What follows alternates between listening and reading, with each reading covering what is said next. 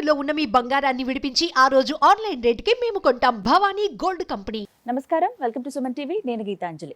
మాఘ అమావాస్య ఫిబ్రవరి 27వ తారీఖున. ఆ రోజు నియమంగా మనందరం పాటించవలసింది ఏంటి, ప్రత్యేకించి ఏమన్నా పరిహారాలు ఉంటాయా, వీటి గురించి తెలుసుకుందాం. ప్రస్తుతం మనతో పాటు ఉన్నారు ప్రముఖ జ్యోతిషులు బ్రహ్మశ్రీ నందిభట్ల శ్రీహరి శర్మ గురువు గారు. వారితో మాట్లాడదాం.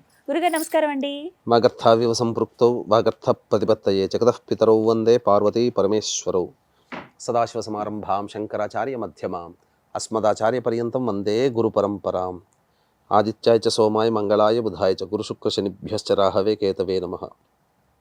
శృంగేరి జగద్గురు పీఠాధిపతులకి, కంచి పీఠాధిపతులకి నమస్కారములు తెలియజేసుకుంటూ కార్యక్రమాన్ని ప్రారంభిద్దాం. గురుగారు, మాఘమాసం చాలా చక్కగా జరిగిపోయింది. అద్భుతమైన మాసం. ప్రత్యేకించి శివయ్య ఆరాధన చేశాము, అలాగే విష్ణు ఆరాధన కూడా చేసుకున్నాం, అమ్మవారి ఆరాధన కూడా. అందులోనూ ఈసారి కుంభమేళా వల్ల ఇంకా చాలా చక్కగా జరిగింది. ఇక చివరి అంకం అమావాస్య. మాఘ అమావాస్య 27 అండి, 28 అంటున్నారు కొంతమంది.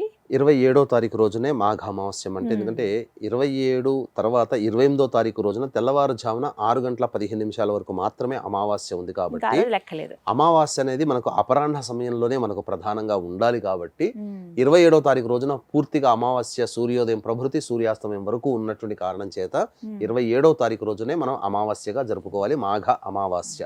ఆ రోజు ఏమైనా నియమాలు ఉన్నాయండి, ఖచ్చితంగా ఇలా ఉండాలి, లేకపోతే ఏమైనా పూజ చేయాలంటే ఈ విధంగానే చేయాలి అంటూ ఏమైనా ఉన్నాయా? మనకు నియమాలు అనే దానికంటే కూడా మనకు చరిత్ర మనకు తెలుసుకోవాలమ్మా. పురాణ గాథ ప్రకారము ఇప్పుడు మీకు ఒక విషయం తెలియచేస్తాను. యోగి గవర్నమెంట్ కూడా చాలా మంది అప్లికేషన్స్ వేశారు. ఇంకా కుంభమేళా అనేది మాకు చాలా కొద్ది సమయం ఉంది, ఇంకా ఎక్స్టెండ్ చేస్తే బాగుంటుంది కదా అని చెప్పి ఎక్స్టెండ్ చేయలేదు. దీనికి గల కారణం ఏంటంటే, దీనికి పురాణ గాథ కూడా దీనికి లింక్ ఉంది కాబట్టి ఎక్స్టెండ్కి ఆ మహాశివరాత్రి రోజున మాత్రమే చెప్పబడి ఉన్నటువంటి కారణం.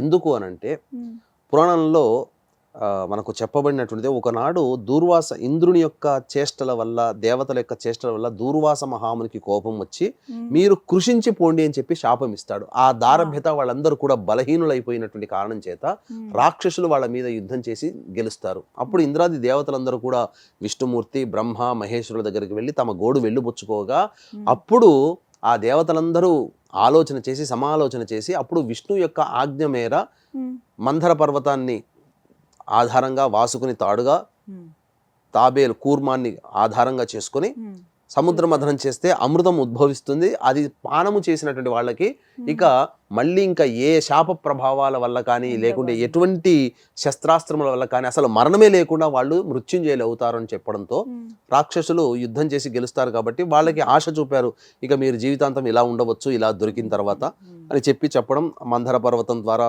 ఆ క్షీరసాగర మథనం రావడం, అమృతం అనేటువంటిది ఉద్భవించింది. ఆ అమృత కలశం ఉద్భవించిన తర్వాత నాది కావాలి, నాకు కావాలని చెప్పేసి కొట్లాడుకుంటుంటారు దేవతలు, రాక్షసులు. అంతలా ఇంద్రుని కొడుకైనటువంటి జయంతుడు ఆ యొక్క కలశాన్ని తీసుకొని పైకి ఎగురుతాడు, వెళ్ళిపోతాడు. ఆ వెళ్ళిపోతుంటే ఆ యొక్క దేవతలు, రాక్షసులు కూడా ఇంద్రుని వెంట పడుతూ పెనుగులాట ఇవన్నీ జరగడం వల్ల ఆకాశంలో ఇదంతా పెనుగులాట జరుగుతుండడం కారణం చేత 4 చుక్కలు 4 ప్రదేశాల్లో పడ్డాయి.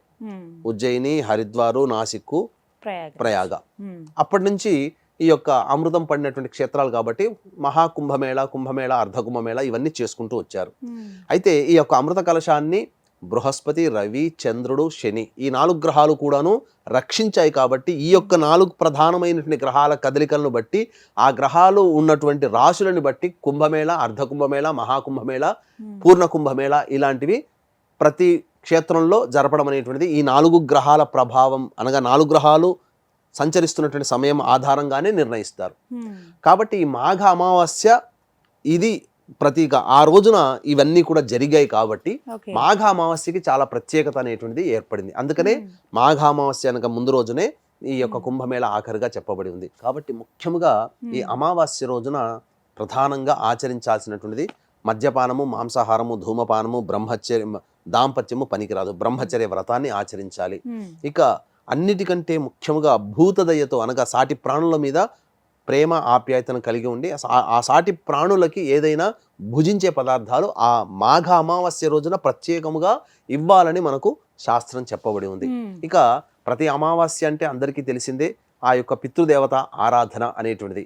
అన్నిటికంటే ముఖ్యముగా రావి చెట్టు సందర్శన ఈ యొక్క మాఘ అమావాస్య రోజున చెయ్యాలని చెప్పడం, సంకల్పం నెరవేరాలి అని అంటే రావి చెట్టు దగ్గర ఏం చేయాలనేది కూడా మనకు చెప్పబడి ఉంది. ముఖ్యంగా అమావాస్య కాబట్టి, పితృదేవత ఆరాధన కాబట్టి ఆ రోజున అవకాశం ఉంటే నదీ స్నానము చేయడం, దగ్గరలో ఉన్నటువంటి అనగా శివరాత్రి అయిపోతుంది కాబట్టి 27వ తారీఖు రోజున ఖచ్చితంగా ఎవరైతే ప్రేక్షకులు ఉంటారో వారికి చుట్టుపక్కల ఒక 50 కిలోమీటర్ల లోపల కూడా నది ఉండగలిగేటువంటి ప్రదేశం ఉన్న వాళ్ళందరూ కూడా నది ప్రాంతానికి వెళ్ళి, ఇంకా సముద్రము కలిసేటువంటి నదీ ప్రవేశం ఉంటుంది మనకు రాజమండ్రి పాండిచ్చేరి దగ్గర చొల్లంగి అనేటువంటిది ఉంటుంది. కాబట్టి అటువంటి ప్రాంతంలో కానీ, బంగాళాఖాతంలో కానీ, హరిసాగర్ అనగా బెంగాల్ గుండా ప్రవేశించి గంగా బంగాళాఖాతంలో కలుస్తుంది, ఆ ప్రదేశము హరిసాగర్, గంగా సాగర్ అని అంటుంటారు. అక్కడనైనా కానీ ఏదైనా మన కాశీ క్షేత్రంలో గంగ దగ్గర కానీ, ప్రయాగలో ఉన్నటువంటి నదీ స్నానం కానీ, మళ్ళీ అమావాస్య రోజున నదీ స్నానం ఆచరిస్తే చాలా విశేషము. నదీ స్నానం ఆచరించిన తోడనే అక్కడ ఉన్నటువంటి బ్రాహ్మడి చేత తిలతర్పణాలు, వీలైతే పిండ ప్రధాన కార్యక్రమాలు ఖచ్చితంగా ఆ రోజున చెయ్యాలని మనకు శాస్త్రం. ఇక సాయంకాల ప్రదోషకాల సమయంలో విధిగా రావి చెట్టు దగ్గర కొన్ని నియమాలు అనేటువంటివి చెప్పబడి ఉన్నాయి. కాబట్టి ఆ నియమాలు కనుక పాటిస్తే ఖచ్చితంగా సంకల్పం పితృదేవతల యొక్క అనుగ్రహం వల్ల నెరవేరుతుంది. కాబట్టి వీక్షించేటువంటి ప్రేక్షకుల గమనిక, ఈ యొక్క మహాశివరాత్రి సందర్భంగా ఫిబ్రవరి 26వ తారీఖు రోజున మరియు అమావాస్య అనగా 28వ తారీఖు రోజున, 27వ తారీఖు రోజున అమావాస్య, 28వ తారీఖు రోజున ప్రధానంగా జాతకరీత్యా కలుగు విద్య, వివాహ, ఉద్యోగ, దాంపత్య, సంతాన, అనారోగ్య సమస్యల నివారణకి సర్వదోష నివారణ పూజలు, హోమాలు, అలాగే గత జన్మ కర్మదోషాలు ఉండడం వల్ల ఈ జన్మలలో సమస్యలు బాధిస్తాయి కాబట్టి కర్మదోష నివారణ, తిల హోమాలు, ఈ 2025వ సంవత్సరం శని ప్రభావం అన్ని రాశుల వారికి ఉంది కాబట్టి శని దోష నివారణ హోమాలు పర్ హెడ్ 3,100 రూపాయలకి చేయించడం జరుగుతుంది. అలాగే మహాశివరాత్రి రోజున అభిషేకాలు, రుద్రపారాయణాలు అనేటువంటివి చేయించడం జరుగుతుంది. ఈ కార్యక్రమం తదనంతరం కాంటాక్ట్ చేసి మీ గోత్రనామాదులు నమోదు చేసుకోవచ్చు. ఆ కాశీ విశ్వేశ్వరుని యొక్క దివ్య అనుగ్రహంతో ఈ కార్యక్రమంలో పాల్గొనడం ద్వారా వచ్చే సంవత్సరం శివరాత్రి కల్లా మీ యొక్క సంకల్పం నెరవేరుతుంది అని చెప్పడంలో ఏమాత్రం సందేహం లేదని గమనించగలరు. ఇక ఆ యొక్క ప్రదోషకాల సమయంలో రావి చెట్టు దగ్గరికి వెళ్ళి రావి చెట్టు చుట్టూ నారాయణాయ నమః అంటూ 11 ప్రదక్షిణలు కానీ 41 ప్రదక్షిణలు కానీ చేసి, ఆ రావి చెట్టు మొదట్లో నీరు, రాగి కలశంలో ఉన్నటువంటి నీరుని వేసి అక్కడ దీపారాధన చేసి రావాలమ్మ. ఆవు నేతితో దీపారాధన చేస్తే గనక తప్పకుండా దేవతానుగ్రహం ఆ రోజున కలుగుతుంది. ఎందుకనంటే రావి చెట్టుని ఆశ్రయించి సకల దేవతలు ఉంటాయని మనకు శాస్త్రం చెప్పబడి ఉంది. అట్లాగే నైవేద్యముగా 5 రకాల స్వీట్లు ఆ రావి చెట్టు దగ్గర ఉండాలి, పెట్టి రావాలి. అలాగే శని దోష నివారణతో బాధపడేటువంటి వాళ్ళు ఎవరైనా కానీ నల్లదారముతో ప్రదక్షిణలు చేస్తూ 11 చుట్లు గనక ఆ నల్లదారంతో గనక చుట్టి వచ్చినట్లయితే ఖచ్చితంగా శనిదోష పరిహారం అనేటువంటిది జరిగి తీరుతుంది. అలాగే ఈ యొక్క పితృదేవతల యొక్క ఆశీర్వచనం కూడా రావి చెట్టు దగ్గర దీపారాధన చేసి 5 స్వీట్లు పెట్టడం ద్వారా పితృదోషము నుంచి పితృదేవత అనుగ్రహం అనేటువంటిది కలిగి పితృదోషం నుంచి కూడా విముక్తి పొందుతారు. అట్లాగే ఆ రావి చెట్టు దగ్గర నువ్వులు రాశిగా పోసి నువ్వుల నూనెతో దీపారాధన చేసి వచ్చిన పితృదోషం తొలగిపోతుందమ్మా. ఇది ఈ విధంగా చేయాలి. అమావాస్య రోజున ఎట్టి పరిస్థితుల్లో వ్యసనాల జోలిన పోకుండా, దాంపత్యం జోలి పోకుండా ఉన్నటువంటి వ్యక్తులకి ఈ యొక్క మంచి జరుగుతుంది. అంతేకాకుండా ఒక అద్భుతమైనటువంటి విషయం మీకు ఒక తెలియచేస్తానమ్మా. ఏంటనంటే మనకు శివరాత్రి సందర్భంగా యోగాలలో శివయోగం అనేటువంటిది ఒకటి ఉంటుంది. 26వ తారీఖు రోజున తెల్లవారితే 27వ తారీఖు అనంగా 2:57 శివయోగం ప్రారంభమవుతుంది. మనము శివరాత్రి సందర్భంగా అభిషేకాదులు చేయమని చెప్పి 4 కాలాలు చెప్పాం కదా. 3:30 నుంచి 6 గంటల మధ్య కాలంలో అభిషేకం అన్నాం కదా. ఆ అభిషేకము శివయోగంతో కూడా కలిసి వస్తుంది కాబట్టి చాలా అద్భుతమైనటువంటి విషయం అమ్మా.